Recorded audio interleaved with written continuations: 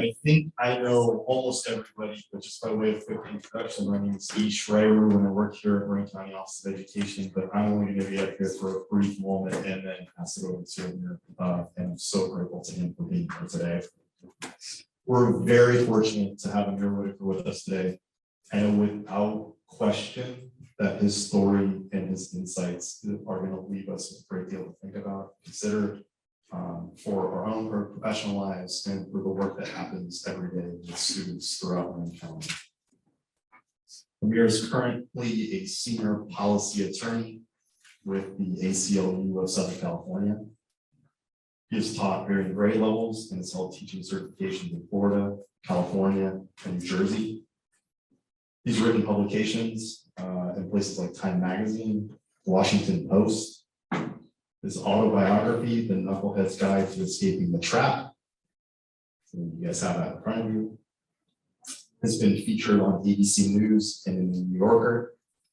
As an artist, Amir has collaborated with musicians around the world while studying and teaching styles of music and dance at the Afro diaspora. His art has been displayed in galleries, libraries, and billboards around the world. He is the co-founder of Afro-Unidad, a Black cultural kinship movement with 50+ ambassadors across 14 countries. He received his doctorate in educational psychology from the University of Southern California, Juris Doctorate from the University of Miami, and his bachelor's from Rutgers University. We are very, very lucky to have Amir with us today. Please join me in welcoming Amir Whitaker. Woo!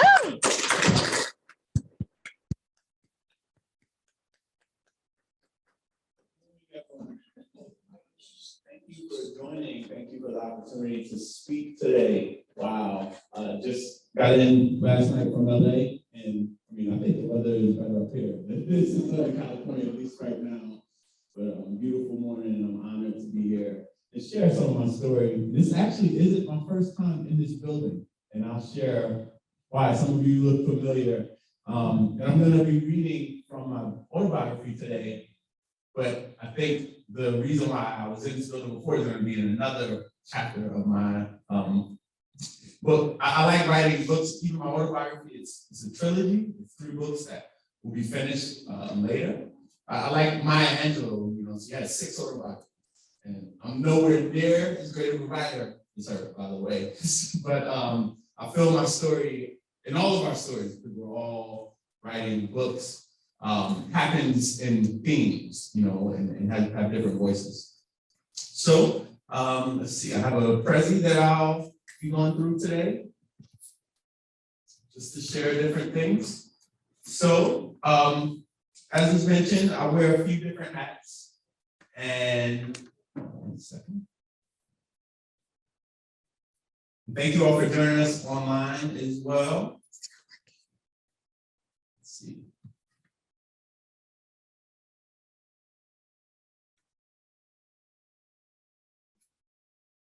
You know what? Maybe I can drive it for you. Oh, okay, there we go.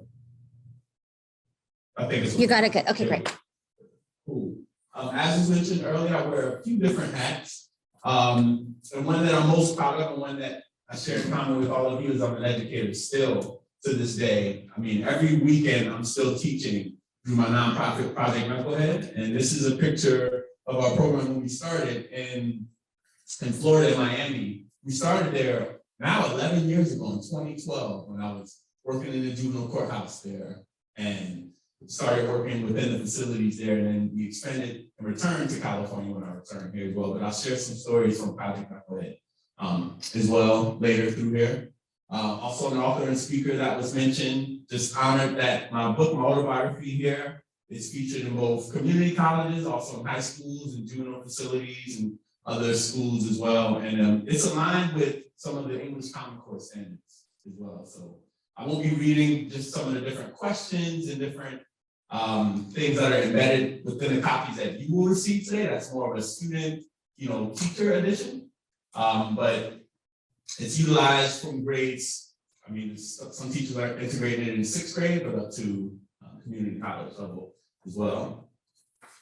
And the trilogy, it's really 3 stories that I'll share today. And today, actually, I'm honored I'll get to speak not only from my personal experience through reading some of my autobiography, but also through my research experience, and also through my professional experience. So personal, professional, and research, and we all have all of those experiences, whether we acknowledge or validate them or not, right? Because we've all actually been researchers and investigators since we were born, right?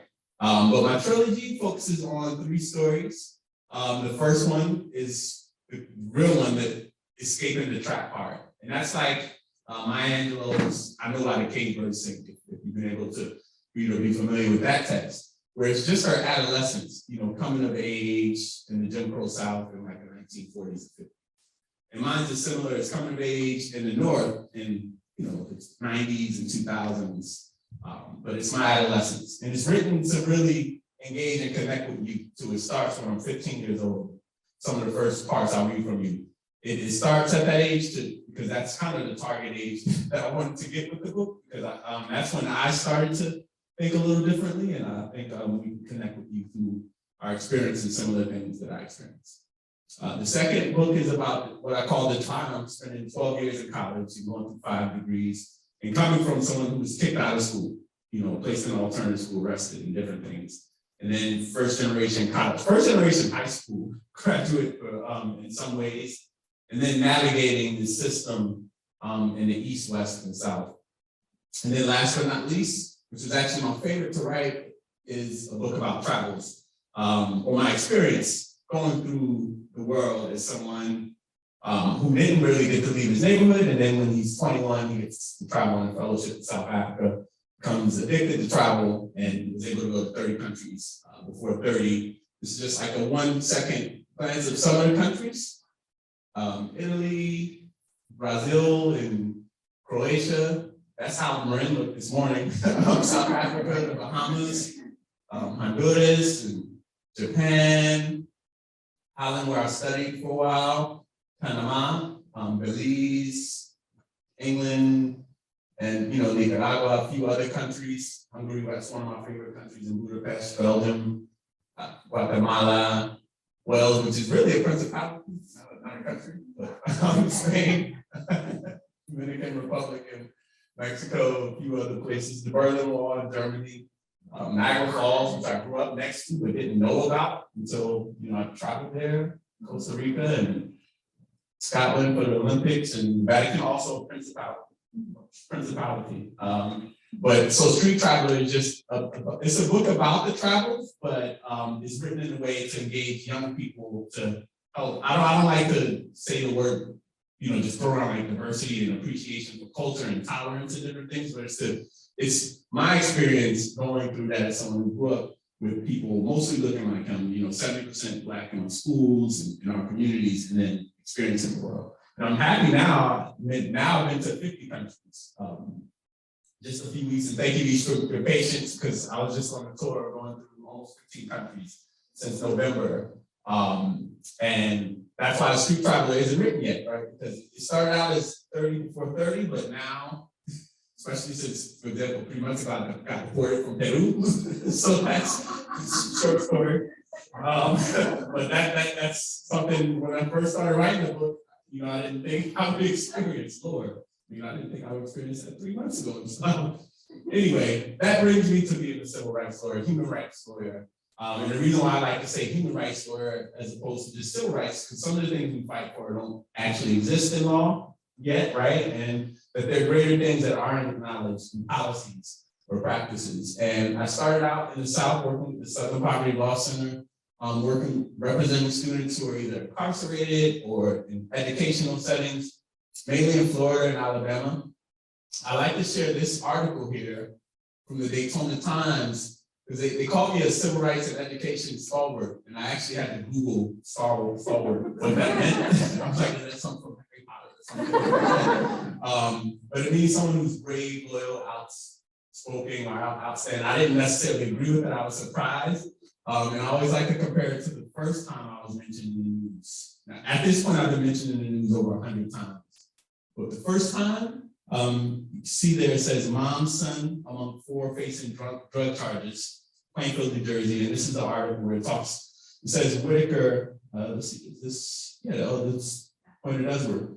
Whitaker, my mom was 34 at the time, and son was 15, were charged with possession, dangerous substances. Basically, a drug raid occurred at my house, and I was arrested with my mother and other family members and our boyfriend at the time. So going from that to being called a stalwart is a big stretch. And again, I don't know if I'm quite a stalwart yet, but I appreciate that.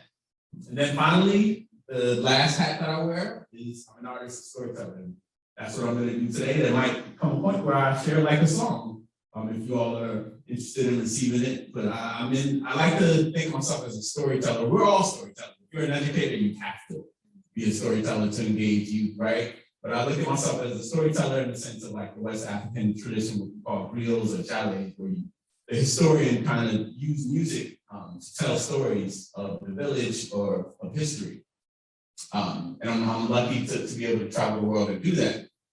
All right, so book one, I want to start by reading a little bit from my first book, which again, all three of the books I'm going to read from are in here, this 330-page book. And, you know, it's a trilogy, it's three short books. And it's the way some educators do is they read them either during different grade levels or different parts of the school year and different things. Or sometimes, as I'll do today, certain parts of the book align with different themes. And you can, you know, take a selection from the book and just discuss the theme with students. But also I want to do it to share my story. So first, it's called the KnuckleHead to escaping the trap. Escaping trap, you know, is another word for navigating risks, different things in society.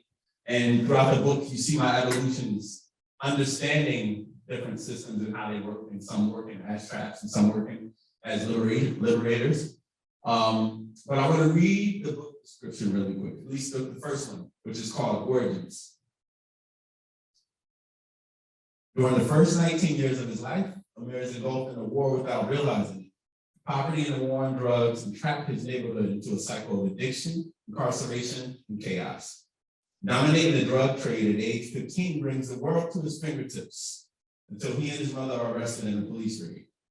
Amir struggles through the rest of his teenage years after being kicked out of school and lured back into the trap. The battle to rise above an inner city war zone plagued with drugs, violence, and death transforms him into a resilient young man, one difficult lesson at a time.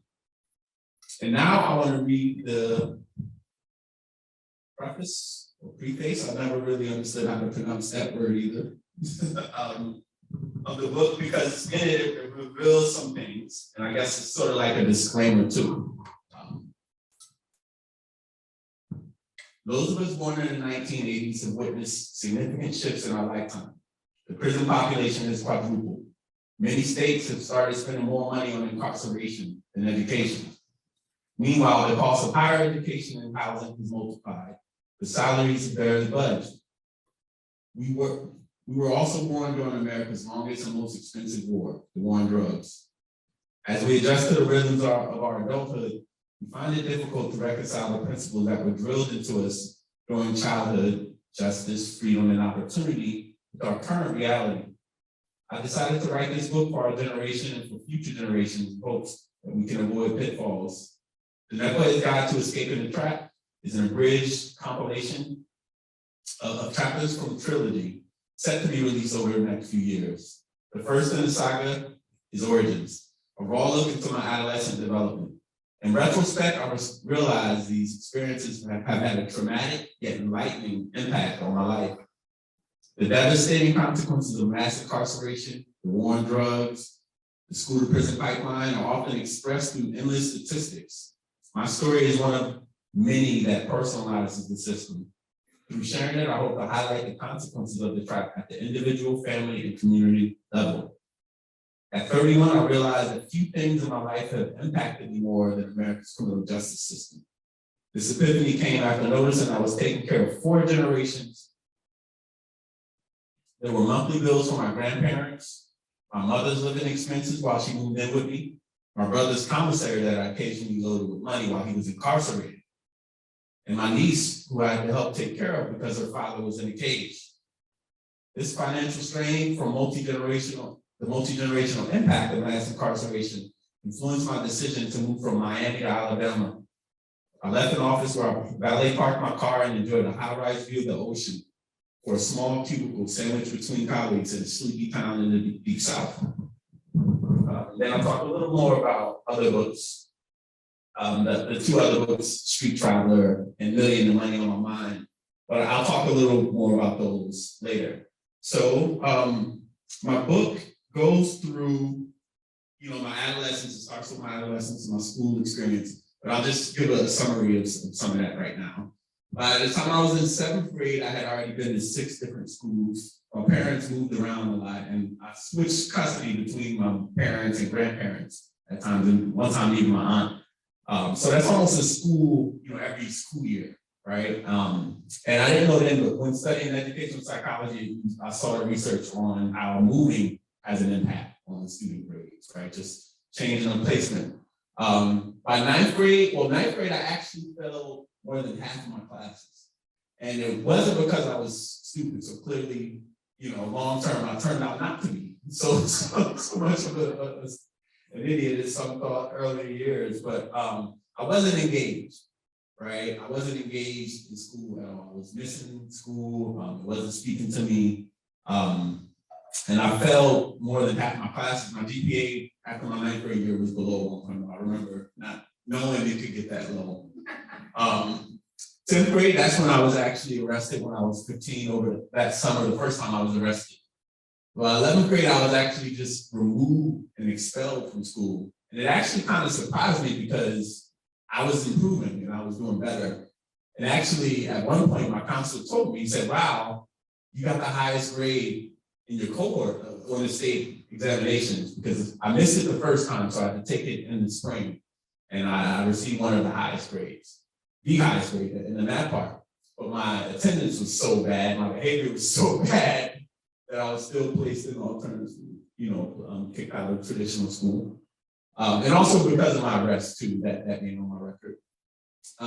So the book begins at age 15, even though I'll read some stuff where I kind of have flashbacks in the book as ways to go back to my earlier childhood years to share some stories. But I want to start with just the very beginning of the book, actually. And the first book, Origins, that we're going to share from. Each chapter I give a theme or a name. And chapter 1 is called Hunger, and then I define what that is. Hunger. When chapter 1, hunger, age 15. Hunger, when being deprived of something leads to a great desire, craving, or appetite for it. Hunger causes all living things to resort to extreme measures. It brings about savage ways among even the most innocent. For nearly 100 years, the stack of bricks my family called home stood near the corner of 6th and Liberty Street on the west end of Plainfield, New Jersey. The front yard of overgrown grass and scattered shrubs is enclosed by the remnants of a burgundy picket fence. So few pickets remained, the yard looked as if it was laughing with a toothless smile. Throughout the neighborhood, churches, corner store bodegas, and empty lots dotted every street. My grandparents had 6 children, 6 grandchildren who lived on West 6th Street. Ironically, that equated to 666. It was just another reason why I believe this house could truly be hell on earth at times. But not even the devil himself wanted a piece of this house during the morning hours. Besides this was a God-fearing home, sanctified with the life-size portrait of Black Jesus hanging above the living room couch. Out of the six children my grandparents had, 4 of them were still living here. However, they were no longer children, at least as far as age was concerned. Now grown up in their 30s and 40s, my aunts and uncles frequently added fuel to hell's flames. My cousins and siblings comprise the 3rd generation of hell's demons living in this house. 666, Nana and Pop, and there's 2 strangers renting out rooms worth the total people to living in this house of 14. It was indeed hell, but my grandparents, Nana and Pop, were 2 of the closest things to Angel I had ever known in my 15 years on this earth. I'm happier than a butcher's dog that I no longer live on 6th Street. But while living around the corner over the past year, I found myself going back to Nana's house quite often. There's something about this place that lures me back. As a matter of fact, there are two things: cable television and food. Mom is always too busy running the streets to cook at home. Sometimes I wonder if she even eats herself. Our refrigerator is so empty, leftovers will be lonely. This morning, all it contained was barbecue sauce, boiled milk, 3 eggs, and a half stick of butter. I think I've had as many barbecue buttermilk egg sandwiches as I can take. With the habits my mom has, food sometimes is the least of her worries. So whenever I'm hungry, I just go around the corner to Nan's house to dine in Elle's kitchen. Despite the 14 people living in the house, there's usually plenty of food. Nana runs the food bank program at our church that provides for people in need, and we're probably the biggest client. In more ways than one, we are in need. Nana is my favorite cook. She's a 5-star chef of the hood. Cinnamon, clove, brown sugar lingers in your palate long after the sweet potatoes melt in your mouth. She bakes macaroni and cheese until the combination of cheeses crystallizes into a golden layered crisp on top. Her savory lima beans and rice are my personal favorite. I'm sorry, because I haven't had lunch for breakfast right now. But that's where I start in the book, where I'm 15 years old, by waking up on my grandparents' couch, even though I live around the corner from my house. And actually, through this book project and through my research, I found out as a history major too that I'll come back to that in a second. Right here, looking up 8 generations of my bloodline, which is something I was able to do. I was able to go back 8 generations just last year when I did some DNA tests. But I have me, sorry for those online. So where the 8 is over here, this is me and my parents in generation 7. You know, Amir, Whitaker, that's my baby picture there. Then my grandparents were generation 6. And going beyond. The generation 1, 2, and 3. Generation 1 is my great grandparents. And their children and their children's children were all born enslaved and weren't able to read, weren't able to attend schools or different things like that. But even after them, up until my grandparents, actually, because I graduated from a law school my grandfather wouldn't have been able to attend. I went to the University of Miami. He wouldn't have been able to attend there. But here, you can't see it because actually, I guess I cut the picture off. I'm sorry about that. Or let me see if I can zoom out a bit. Because under it, I tell the history of different systems, right? Where, as I mentioned, my grandparents couldn't attend schools, right? So, or certain equal schools. So here it's, segregation and Jim Crow. Here it's slavery. Right, and then here is the new Jim Crow, which is something I talk about in my book, and just the modern state of mass incarceration. And I show this to share that one thing I found through my research, actually, as I was mentioning, I was the first male in my family to graduate, not only to go to college, but to graduate high school. Because my father didn't graduate high school, he dropped out in the 80s. My grandfather didn't graduate high school, he worked in factories and then that was enough to actually buy a house and be successful.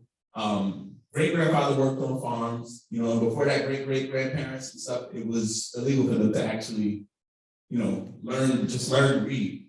So being the first to actually just graduate high school, the first male to graduate high school, even though I can trace my family history back over 200 years, actually 9 generations, because some of these people were born here, so they're Adam and Jane Speckler were born here, so their parents were my 9th generation.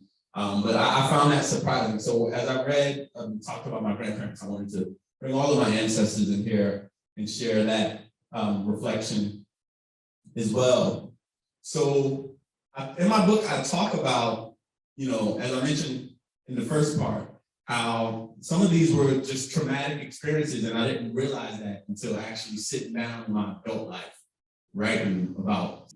But I came here to Marin and was involved in this case where, the Sausalito Marin City School District is now under a court order to end the unequal treatment of Black students, but also the California Department of Justice found that the district, quote, knowingly and intentionally maintained and exacerbated existing racial segregation and established an intentionally segregated school. And I came here 6 years ago to interview the superintendent at the time, Mary Jane Burks, who, I got to see in last year. She, invited me to come speak to you all today. But when I still remember how I felt as someone who just moved back to California from Alabama, and then involved in this case and interviewing people like Mary Jane, interviewing parents, interviewing students, educators, school board members, and learning about what happened not too far from here. And it was one of the most shocking things I had ever heard of. And that shocked me because, you hear, about like California, especially Northern California, and what it's supposed to be. And I came from Alabama and just saw like, well, actually, this is worse than anything I was seeing in Alabama. Even though there sometimes the issues with schools is like, the running power. There were some schools.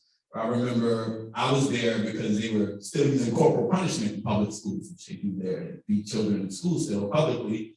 And I was trying to end that, but they're like, yeah, but we have power problems. So like we have to prioritize stuff.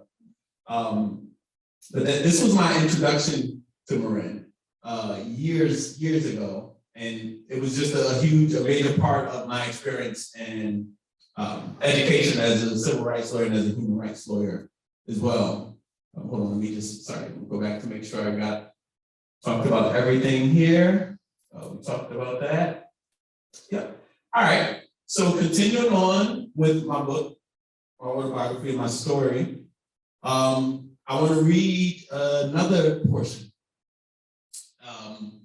that goes. This part goes to a flashback when I think I was like trying to go back to like 3rd grade or 2nd grade, and I wanted to share an experience with students. So it was written from the perspective of someone who's about 10 years old. Let's see here on page 58.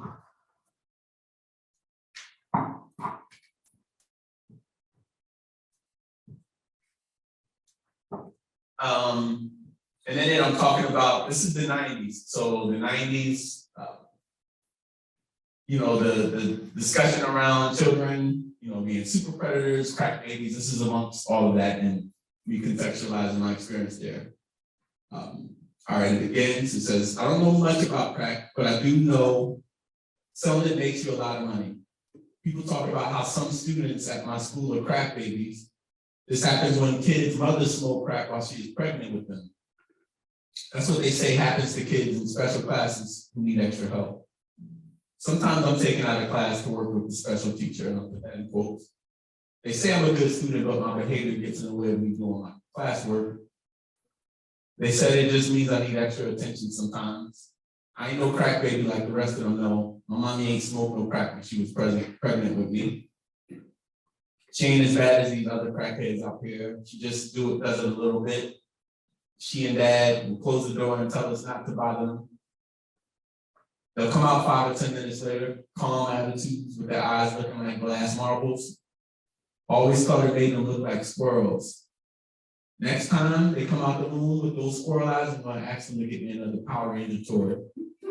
That's the best time to ask them for things. I can already see me slicing my nana's tree with the new ninja sword. What's up, little Power Ranger, Mr. Fresh said as he walked out the store. What's up, I responded. I was just happy he was talking to me about my Power Ranger shirt. We walked through the projects at Plainfield Ave, then up another block to my grandpa's auto shop. I could smell the shop from down the street. It's scent that became very familiar through many days my brother and I spent here. So I guess I should have shared that context. So the story starts with my mom picking me up from school because I was suspended for a behavioral outburst where some violence happened between me and another student, but it was provoked by bullying and different things. And, my mom takes me out of school, and then I just see things during the day in the neighborhood, and she drops me off at my grandfather's shop where I spend the rest of the day. So I shared that story. But as was mentioned, I was one of the students who was in special education. I had behavioral disorders, behavioral disability, and from about 2nd grade to about 5th grade, I had a resource teacher and extra time. But even in high school, I still remember I didn't understand it as much then, but after becoming a lawyer and representing students and doing different things while I was placed in different classes, and different things. And for me, it was always a combination, you know, not just academic stuff, right, but motivation,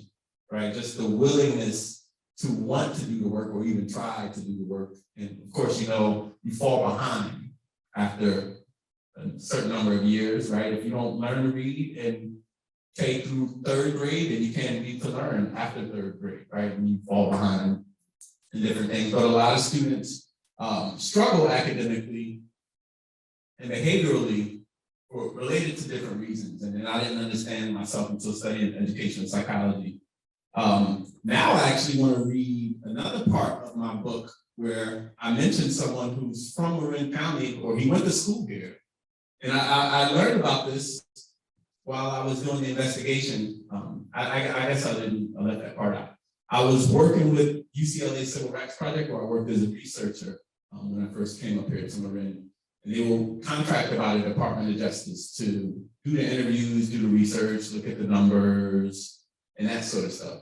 But while doing the research and just talking to community learning, I learned that Tupac Shakur was in Marin City at one point. And Tupac is one of the most important people in modern history. Like, in the 20th century, he died in the 20th century. It's hard to imagine I've outlived Tupac for like 12 years and I'm 38 now.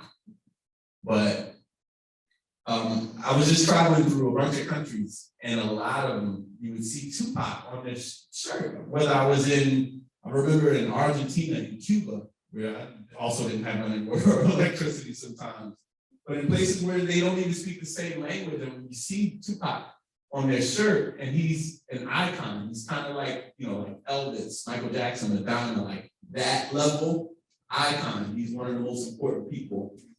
And I looked and I mentioned him in my book 7 times.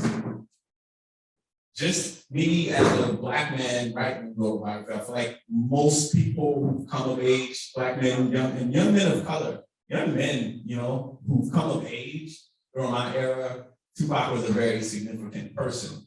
And he's, as you know, all humans are complicated, right? But he had a full spectrum of like where he could be and what he could say.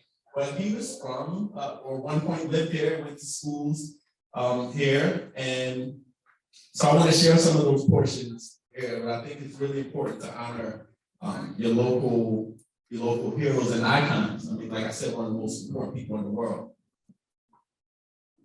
So here I'm talking about my mom again, but I'm talking about us after when I'm 15 years old and I'm selling drugs. Once she finds out that I'm selling drugs, and she doesn't do the right thing and tries to stop me, but she supports it and we become kind of like a parent-son operation.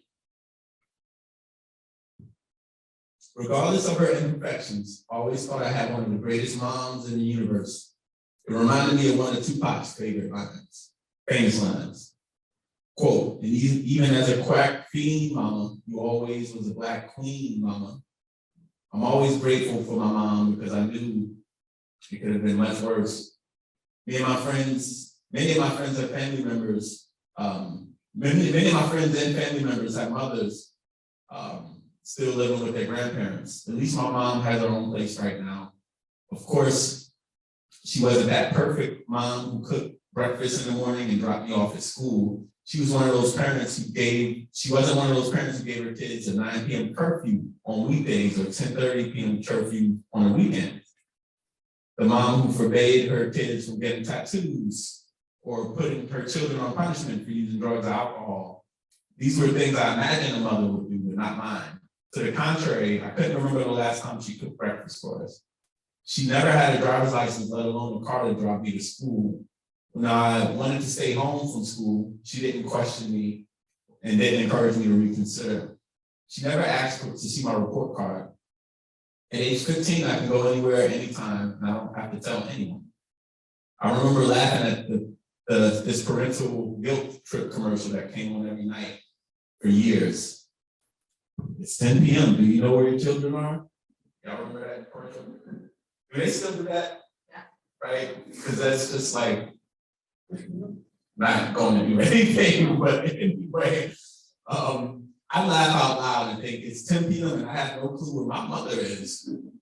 So a few days ago, I got my second tattoo without even thinking. Again, I'm 15 at this time. A few days ago, I got my second tattoo without even thinking to ask for anyone's permission. It's one of those jail tattoos I got from a fiend for $20 worth of that poison. My mom didn't find out until I asked her for Vaseline to moisturize the tattoo. She gazed at it briefly without uttering a word. No, I wasn't put on punishment for my decision to permanently decorate my skin at age 15. As a matter of fact, I haven't been on punishment since the 4th grade when I got in that fight at school. I no longer bother hiding the fact that I drink and smoke. Hell, she's been giving me cigarettes and liquor since I was 12 years old. Above all, I wouldn't be able to sell drugs in front of her house without her support. She even brings customers to buy my poison. So I talk about the very complicated, that $25 birthday money would not have turned into $3,000 without her assistance. When she found out I was trapping, and I'm not going to do spoilers right now, but I talk about the complicated relationship I had with my mom, and my mom is still my favorite person in the world. We've gone from being in back of police cars together to, her crying at my graduations and different things like that. And she's come a long way now, right? But I talk about the tough relationship and acknowledging it's not perfect and acknowledging the impact that it had on me throughout the book. But again, Tupac gave me that frame to really forgive my mother, right? I remember hearing that, because Dear Mama, the song from Tupac came out probably like 93, 94. I was in like 3rd or 4th grade.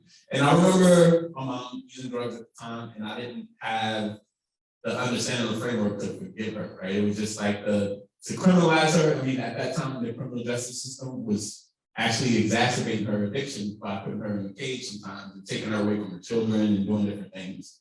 But I didn't always give her grace and forgiveness. But Tupac helped me with that song, because it was like, why should we respect these? Sometimes I literally didn't respect my mom because of her illness.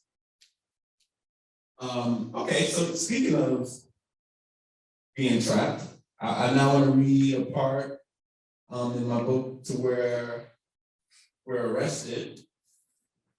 That gets at that headline that I showed earlier, that newspaper article. Oh, and I meant to say this earlier. There's going to be a Q&A time at the end, but if you have any questions throughout, please share it. And I'll have some more questions throughout it to make it, engaging as well. But please, any questions, and there's no such thing as a dumb question, you all know, right? So please feel comfortable asking any question. All right.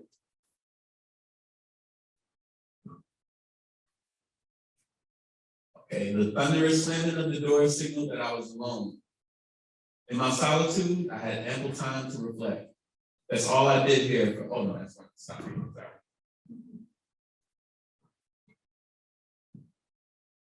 So chapter 3, trap. After the paddy wagon unloaded us at the police station, everybody was separated. She was released shortly after. That was my friend at the time, or still a friend. After getting booked, I was transported to the Union County Juvenile Detention Center in the city of Elizabeth. I was finally going to be in an infamous, quote, juvie. I heard many stories about the juvies, the fights you might have to get in to prove yourself, the terrible food that could cause more fights, the elementary level education sometimes you got. I was previously the only out of 5 Whitaker boys who had not been here. Now all 5 of us were incarcerated or had been. We were 5 for 5. It is as if we were all destined to the same fate of our parents. Ironically, because I was in juvie, I was in the closest proximity to both parents I had been in years. Both the Union County Men's Correctional Facility and the Union County Women's Correctional Facility were directly across the street from the juvenile facility. Between these 3 buildings, me, my mom, and dad made a triangle.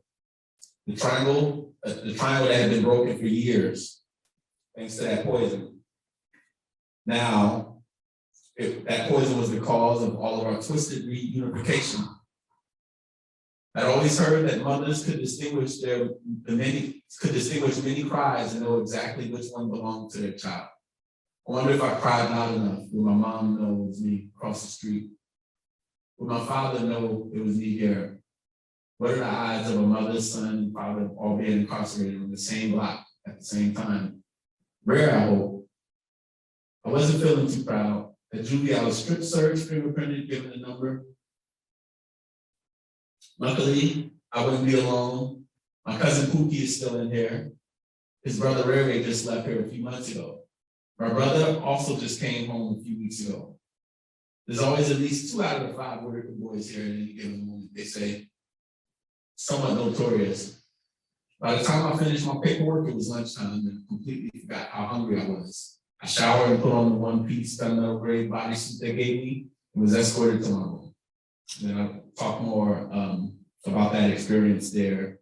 But I still remember that. And actually, I remember and while I was in community college, because the community college where I grew up in Jersey was right across the street from this facility as well.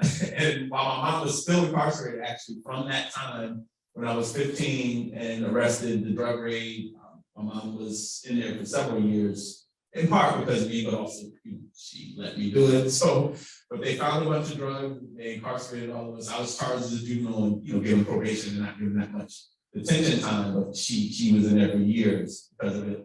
And even when I went to college, she was still there. And I remember sometimes being there, at college, having that same kind of thought. My mom is right there.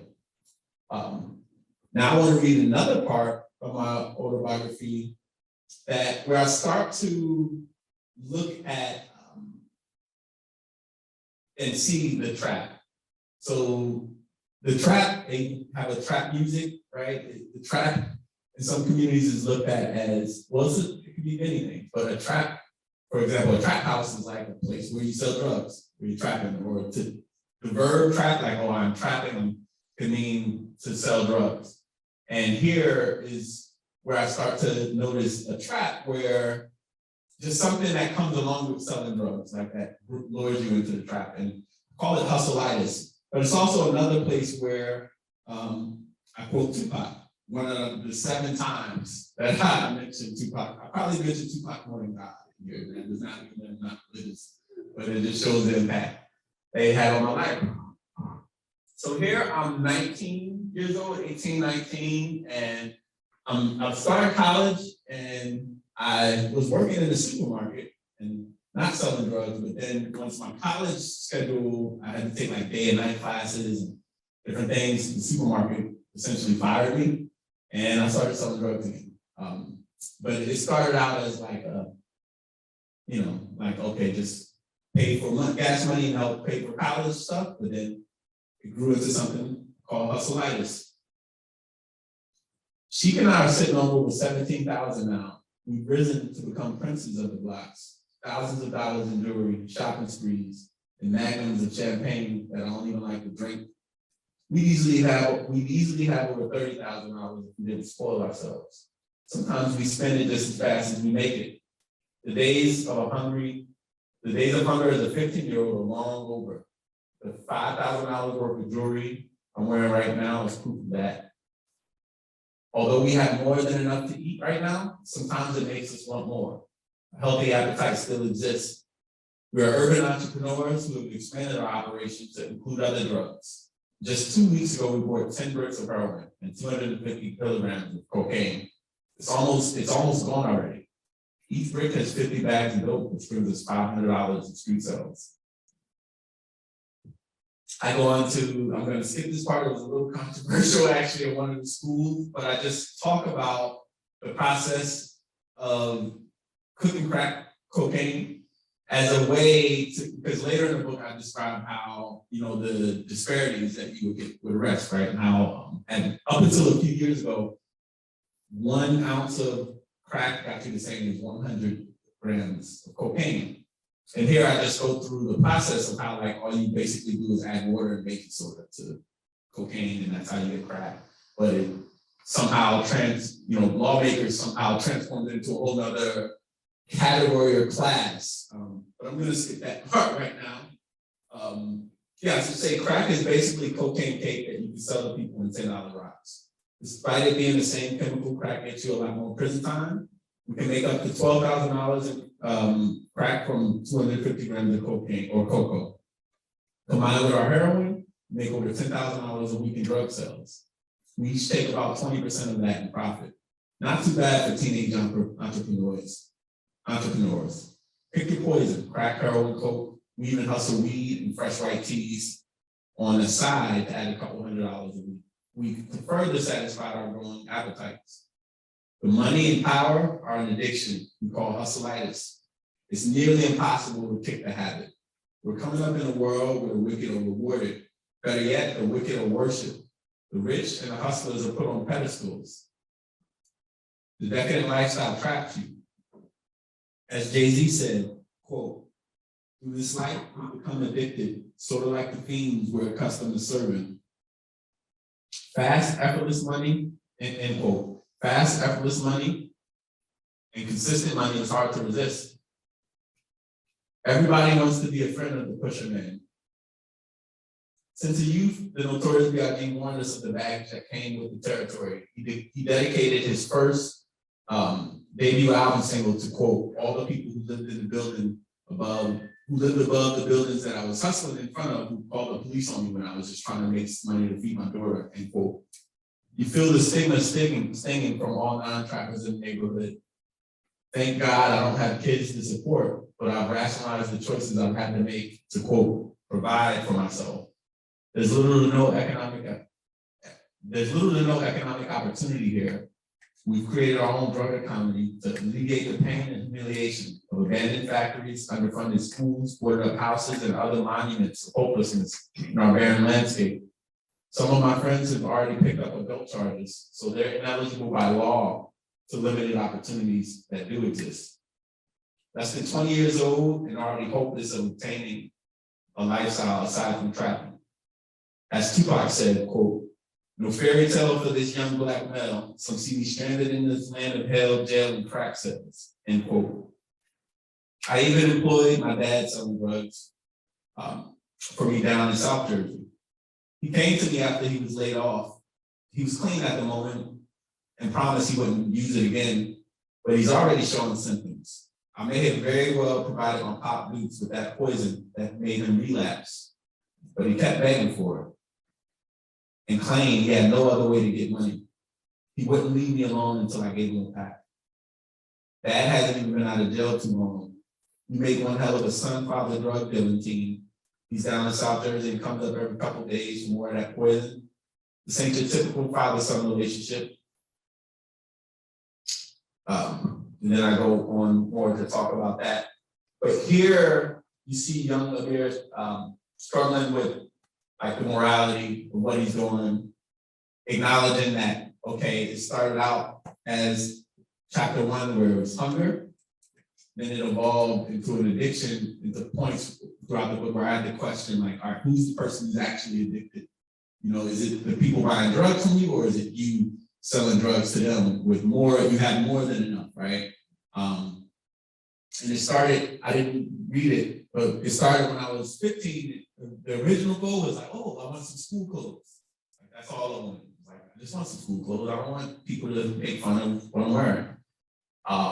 And then I remember this is the year 2000, and that's the year that song Bling Bling came out. I don't know if y'all remember that song Bling Bling.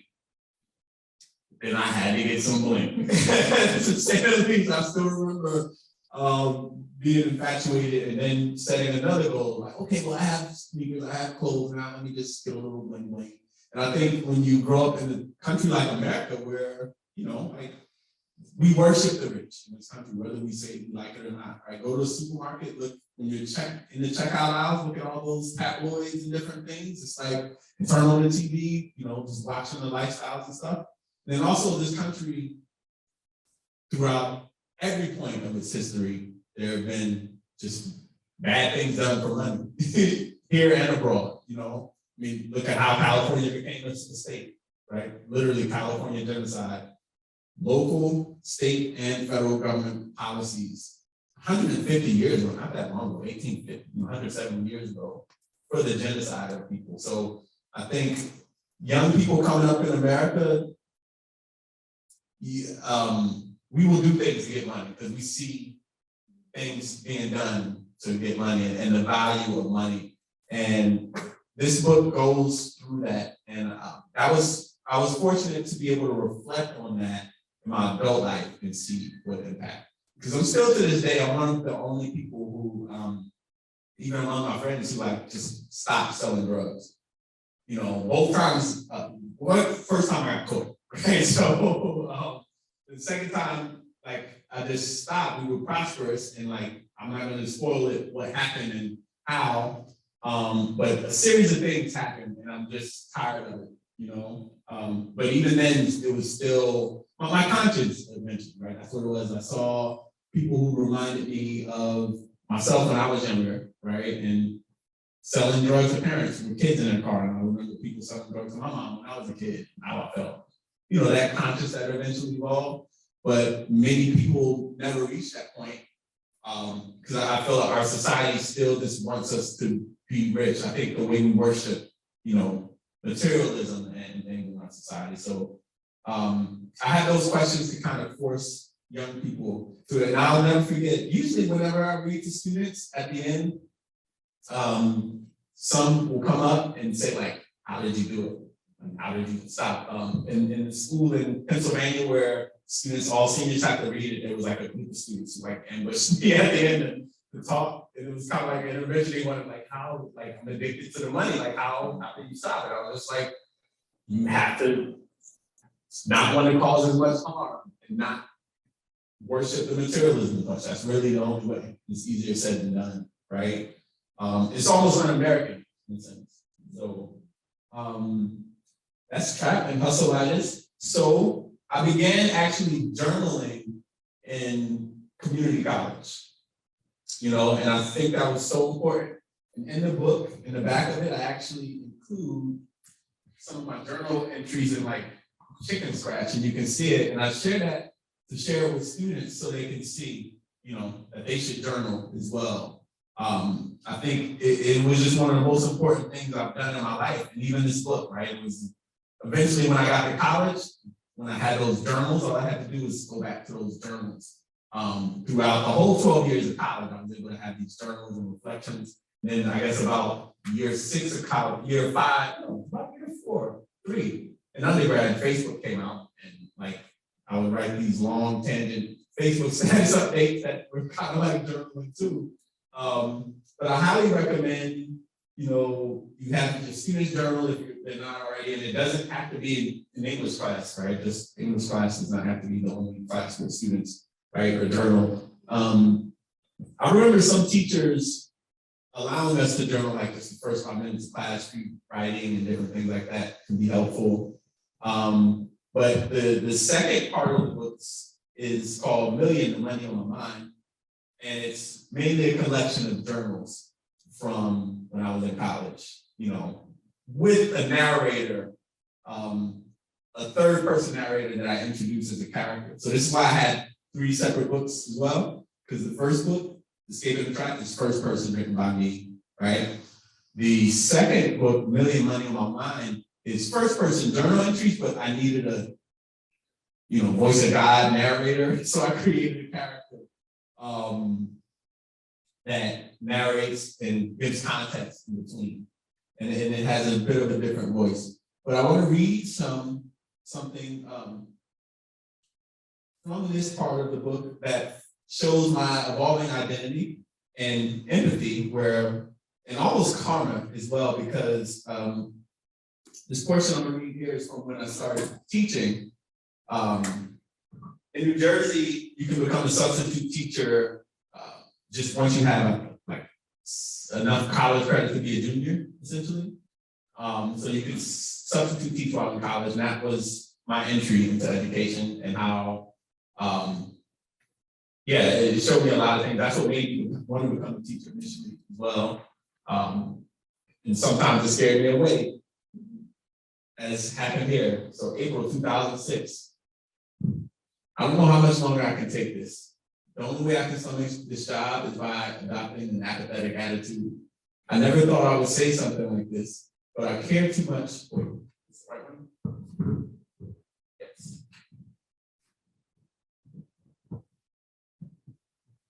Yeah. But I care too much to work here. They don't know what they're doing to their future. The same way I did. They're kids and they're doing what kids do. They will be fully responsible for the consequences from their lollygagging. They're already falling behind and don't even know it. Some of them may never even realize it. This ain't the job for me. Teachers respect you less than the students. Administrators don't care, so nobody else does. I would never work in a restaurant that I didn't see fit to eat in. Yet many of the school staff wouldn't send their own children to the school. But then again, no, I know the firsthand consequences of attending these public schools. And I curse it, expletive, which is blacked out, but my wallet was just stolen out of my coat pocket. It was all my fault. There's no reason for you to bring your wallet in here anyways, said the principal of the school. You know you should keep it in your car. I stopped and considered the odds of someone breaking in my car in comparison with a kid searching my coat pocket, while I grabbed a student with half his body hanging out the window. Maybe I should have let him fall, I thought. I guess I was too trusting of the rascals to consider it a scheme. A significant code of the streets echoed in my head. Never underestimate anyone. So essentially, one student pretended like he was gonna fall out the window while I was, that was the old joke. While I was doing that, the student stole my wallet. And I talk about how there was only $6 in the wallet, and that's irrelevant. I'm more concerned about the $24 to replace my license, $15 to replace my school ID, $8 for debit card, $5 for miscellaneous stuff. I added up all the totals, which is my pay after taxes for the day. And this is when I was like a college student, starving college student, not wanting to sell drugs. And, I think that was probably about a year after I voluntarily stopped selling drugs and said, just try the college thing. Because if you get caught, at the time they changed it since, but if you get caught with drugs, that was the one thing that would revoke your financial aid. Never understood that. I talk about it in the book, because at the time when the book was published, that was still the law, right? But think about it. And it's the same thing. My license was suspended before I was even able to drive because of my drug charge. Not arson, I never had been behind the wheel of a car, but people who receive drug charges get specific penalties sometimes, or used to get specific penalties in this track, right? And several of my friends who I grew up with, Sheep, the main character, and friend there, he got a drug charge while we were in college, and he lost his financial aid, and he wasn't able to attend. But if he would have gotten an arson charge, or rape charge, other charge, it was, I never understood that when filling out the FAFSA, which I had to do for 12 years in a row. It would ask, have you been convicted of selling drugs? It wouldn't ask, have you been convicted of a crime? And in a lot of countries, like they don't criminalize drugs. And we're starting to do that now, right? We're not criminalizing drugs as much, but the harm from that is there, right? Many people are already devastated and left behind. So here I want to read something else that shows about 20 minutes left. Because I'm on the second book, and I'm gonna read some from the third book, and I wanted to share some different other things, some data and stuff with you all too. But I want to read a little more that looks into my evolution as an adult throughout my college years. So who knows what Tupac had tattooed on his chest? Right about here. Thug life. Anybody want to elaborate on what thug life meant to Tupac or couldn't meant? And he gave some really articulate, justifiable definitions of thug life. But anyone want to elaborate? Yes. He was trying to give street morals and street code to the youth. Mm-hmm. Exactly. And he would talk about it, right? Just to even survive in the street, you have to have a certain attitude, right? It's like, in a sense, like that kill or be killed sort of thing. And Tupac was known as one of the most conscious rappers too, even though he also could be one of the most violent and most chauvinistic, but Tupac was, you know, he was the reason why a lot of people aspired to become thugs or said thug life and different things as well. So this is a journal entry I wrote when reflecting on why I'm not a thug, because I was in college, I was in Rutgers at the time, so I left community college. And I was struggling in college because like of family issues and community issues. And this was my 3rd year in college, and my second cousin had been shot in the head. Close cousins too, like we grew up in houses together and stuff. And me sitting and talking with friends and family about like how we would react, you know, and what we should do in response. This was something I wrote. It's called I'm Not a Thug. It's kind of like a poem. If knowledge is power, when will the scholar overtower the gangster? If knowledge is power, when will the scholar rise above the thug?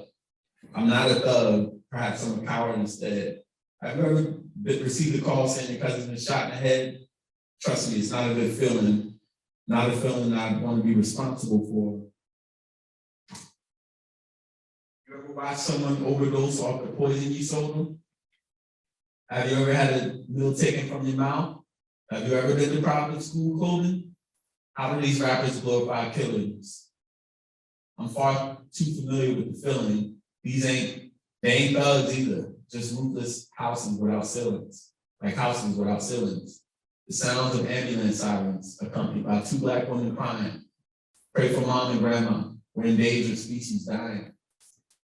Beyonce tells these girls they want, quote, soldiers, so I guess I can't mess with them. I've already got too many war scars, and I'm a veteran. So there, I'm about 20 years old, and reflecting on how, you know, I navigate through the world and would relate to the world, and deciding to not be a thug, to not retaliate, to let things go, and that would be the only way that I could stay on this path. And it's not easy, right? Because in some ways, like I'm still friends with people, you know, you friends for life, and you can live different lifestyles and still be friends with someone, right? But you have to choose paths. And that's around the time that I had to choose paths. And I think, you know, I was writing in my journal because I wasn't talking to anyone about it. Who could you talk to about it, right? Even your own friends, you feel, especially men, we have this thing where, you know, you can't talk about soft things to each other. It's like a toxic masculinity for men of color. It's like multiplied, right? But I was just journaling about these things and reflecting on, you know, how to navigate the world. In a perfect world, right, you have mentors supporting you do that. You have, you know, different things. And that's why I talk about, again, the power of a journal. Here I want to read a little more, 2 more pieces of my college life. One about understanding my anxiety and mental health. And anxiety is something I still have and deal with. And actually it came during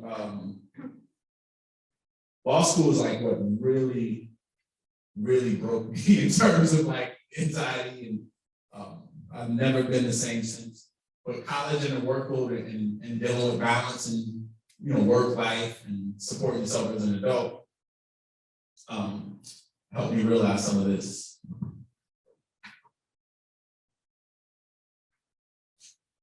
It's called blinking in the dark. If you blink in the dark when you're already blind, is that wasted energy, wasted time? No, to blink is mere instinct. Never be blinded by what mere men think. For if you did not blink, your eyes would dry. The same with all body parts. It's natural. The same way all body parts must naturally rest. The soul can only go so far before it needs to catch its breath. Blink, better yet, rest your eyes, rest your soul. Chew your food before you digest it. Embrace the knowledge that is manifested. Focus on one thing and try to fix it. Easier said than done. Out of breath right now from both the chase and the run. Chasing a dream, hoping they let me up in the gate. Running from a lifestyle that seems impossible to escape. Double time tired. I'm eternally fearful of what will become of my friends, family, community, and the world. It creates a constant anxiety that I pray this California sunshine heals. I learned today in my educational psychology class that Black males are the only students who do not connect their academic achievement with self-esteem. In other words, we're the only students who can get F's on the test and still feel good about ourselves. It's what allows us to frequently have the lowest grades. I remember this reality as a high school student. Me and my comrades never felt our grades were an accurate reflection of our intelligence. We always felt we had a genius that was rarely acknowledged. This became an excuse for our ignorance and underperformance. I hate ignorance. We used to be so hungry, now many of us would prefer to starve. Maybe so hard to solve other problems unless we want to address this one first. Before we address the problem, we must acknowledge it is a problem. Soul's weary, better blink in this room with no light, double time darkness. So that was something. I was actually in grad school at USC, did my master's in educational psychology, and I think remember being the only Black male in the class too, in the cohort, and learning about this academic disengagement issue, and reflecting, right, on like, okay, yeah, that explains different things that made things, snap for me, but also at the same time worrying about different things. That was also the time my brother had been shot at that time, my little brother. I remember living in California, reading about it in the newspaper, my local newspaper. And then that's one of the reasons why I stopped reading my local newspaper too, just like stuff like that. But that was that one. And now, let's see, for time's sake, because I have about 10 minutes left, just gonna keep going, because I didn't actually get to the last book yet, and I think some of the most important chapters of this book. So throughout it, I think the middle book, even though it's called Million and Money on My Mind, because it's related to like all my debt from student debt, it's where you see the most development and growth, and where I'm just journaling and reflecting on things.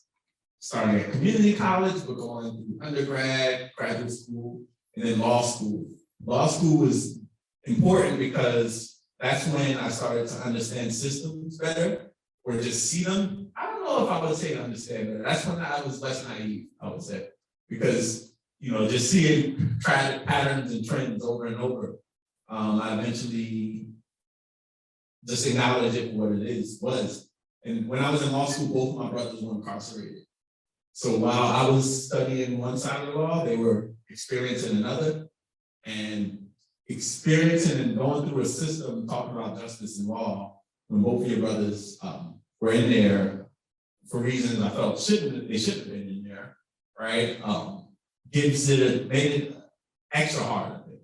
And I'll read one more. I thought I had it marked in here. Yeah. I won't read the spoiler, which there's a part of the book where like I connect the dots, and it's long, but this long part where I go and understand, addiction and illness instead of character flaws, and talk about my parents, forgiveness and healing, and I understand like community more, and I talk about post-traumatic slave syndrome and post-incarceration syndrome, but it's just this one entry that I won't have time to read right now, but I highly recommend it. Well, you're going to get to it eventually, when you read the book. But I want to talk about this part where I had a breakdown after that, because I think it's so important. I shared this, and I shared this, and I actually shared the actual written copy to just talk about, to give space to talk about, mental health, self-care, different things, setting boundaries, help seeking. These are skills that if you're lucky to have a therapist, you can learn them, you will learn them, but some of these skills you just kind of figure out as you go through life, right? So this is just short. It's called Breakdown. Breathe, and it's during law school. Breathe, slow down, relax. Indeed, there is urgency. Remember, you have always done so well with your patients. Your success is inevitable. The struggle is secondary. I mean, your doctor, knucklehead. Mentally numb, none of that shit matters. I'm just getting old, tired. This is not sustainable. Hurry up and get over rich. I'm still not over rich. This is written in 2013. That still has not manifested. But it's called breakdown. And at that point, I was essentially having a breakdown, not taking care of myself. And I talk about it. You see it build up to that moment in the journal entries and different things. But I included those to allow for like engagement with young people around these issues. I wasn't good, and I'm still learning self-care and setting boundaries and different things like that. But again, the journal is what allowed me to it gave me space to that. I wasn't seeking a therapist at the time. Maybe I should have, right? If my college insurance would have allowed for me to get it at the time, right? Okay, I do want to read this one really quick, and I think this is going to be one of the last things I read, just because this picture is so important. Let me see, what page is that? That picture there is really important.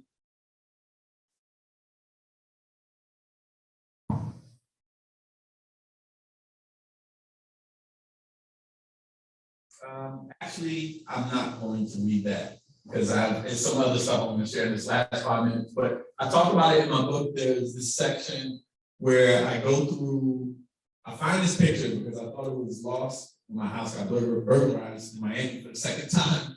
But I made this picture when I was in the 8th grade, and it's the name of my closest friends at the time. And it's like 18 of us. And we would have been called a gang then. But I go through just where we are, This is when I was in college or law school, so I'll say, out of the 18 of us, basically I calculate that only like 15% graduated high school, and I'm the only one in college.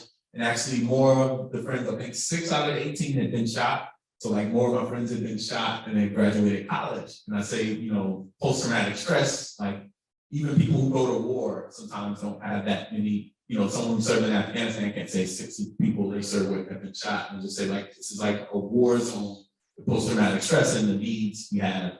Towards the end of the book, I share some of that.